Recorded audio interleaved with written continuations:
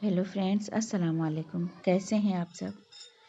देखिए ये वर्बेना का प्लांट कितना ही कलियों से और फूलों से भरा हुआ है और कितना अच्छा लग रहा है। बहुत ही प्यारे इनमें फूल खिलते हैं और जो प्लांटर होता है वो पूरा भरा रहता है। फरवरी मार्च अप्रैल तक इसमें बहुत ही अच्छे से फ्लावरिंग होती है। ये जो चल रहा है विंटर का लास्ट वही स्प्रिंग सीजन, तो विंटर वाले जितने भी प्लांट होते हैं तो स्प्रिंग सीजन में बहुत ही अच्छे से फ्लावरिंग करते हैं भर भर के, और बहुत ही खूबसूरत इनके फ्लावर होते हैं वर्बेना के। और ये देखिए ये मिर्ची गुड़हल है, उनमें भी फ्लावरिंग फिर से चालू है। और ये ग्लाडिया भी बहुत ही अच्छे से खूबसूरत से फ्लावर इनमें होते हैं, बहुत ही अच्छे से खिल रहे हैं। और जो थोड़ा पुराने हो जाते हैं तो उनको पीछे से कट कर दें तो फिर से इनमें बहुत ढेरों कलियाँ रहती हैं और बनती हैं मतलब। और ये देखिए ये चाइनीज़ वॉयलेट है, इनमें भी फ्लावरिंग शुरू हो गई है। तो आज हम जो बात करेंगे तो अपने जितने भी प्लांटर हैं जिनमें हमने सब्जियां लगाई हुई थी विंटर के सर्दी के से वही जो लीफी वेजिटेबल्स, तो उन्हें हम फिर से कैसे तैयार करें अपनी गर्मी वाली सब्जियां लगाने के लिए, तो वही शेयर करना है आप लोगों से। और बहुत सारे इस टाइम गार्डन में काम है, जितने भी ये धनिया है, पालक है, गाजर है, मेथी वगैरह जितनी भी लगाई हुई थी, तो हमें बहुत ही अच्छे से हार्वेस्टिंग मिली है। तो अब हमें उनकी मिट्टी फिर से रिचार्ज करनी है और अच्छे से धूप दिखानी है।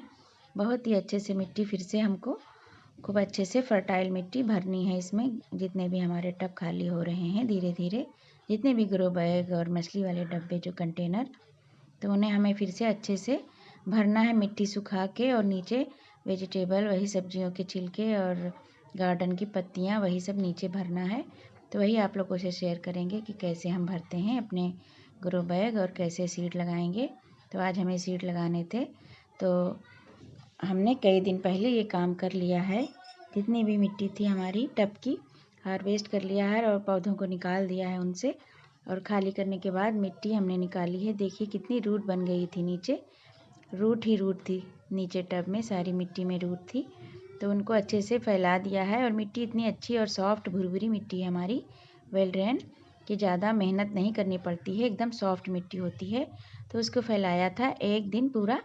बहुत तेज़ धूप होती है इस टाइम, तो एक दिन की पूरी धूप दिखा दिया है मिट्टी को। और इनमें बहुत सी चींटियाँ और ये सब निकलती हैं, तो वो सब हमारी मिट्टी से निकल जाती हैं, बाहर चली जाती हैं और मिट्टी हमारी बहुत ही हेल्दी बन जाती है धूप दिखाने से।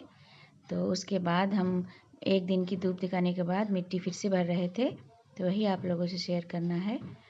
और मिट्टी को बहुत ही अच्छे से धूप दिखा लिया है और फिर उसके बाद होल चेक कर लें कि होल बंद तो नहीं है। फिर उसके बाद जो कपड़ा था वही फिर से हमने डाल दिया है, जितने भी होल थे।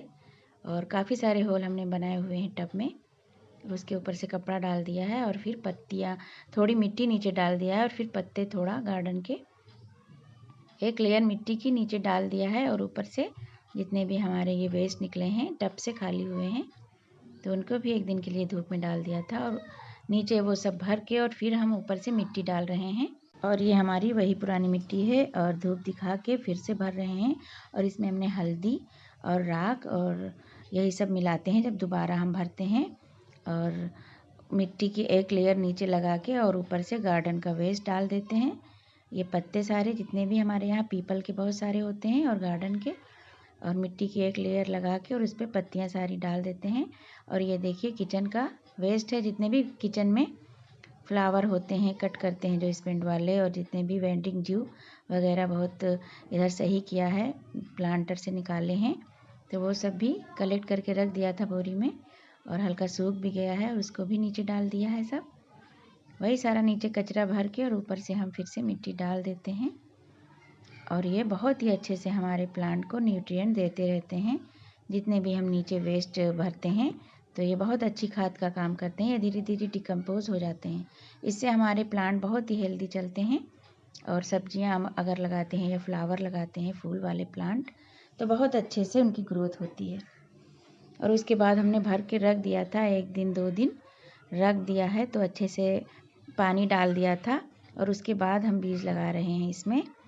तो ऐसे लाइन करके हम लगाएंगे आज पालक और चौलाई, एक टब में पालक लगाएंगे और एक टब में चौलाई लगाएंगे।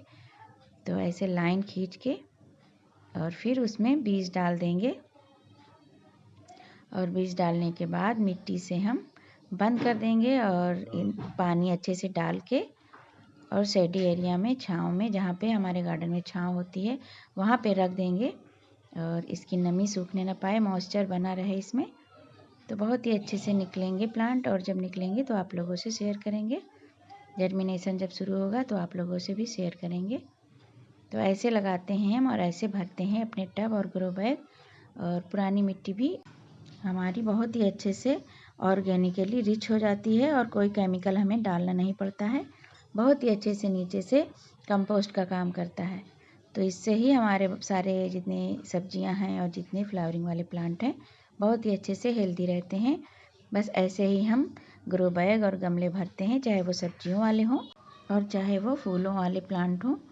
और बहुत ही अच्छे से हमें रिज़ल्ट मिलता है। नीचे डिकम्पोज होके हमारे प्लांट की ग्रोथ बहुत ही अच्छे से रहती है और जितनी भी फ्लावरिंग और फ्रूटिंग होती है तो बहुत ही हेल्दी रहते हैं प्लांट और हमें बहुत ही अच्छे से सब्जियों की हार्वेस्टिंग मिलती रहती है।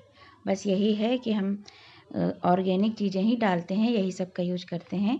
तो अपने किचन से जितने भी सब्जियों के छिलके और फलों के छिलके निकलते हैं और जितने भी गार्डन के पत्ते होते हैं तो वो सब कलेक्ट करके रख लेते हैं हम और वही यूज करते हैं नीचे जब ग्रो बैग और टब भरते हैं।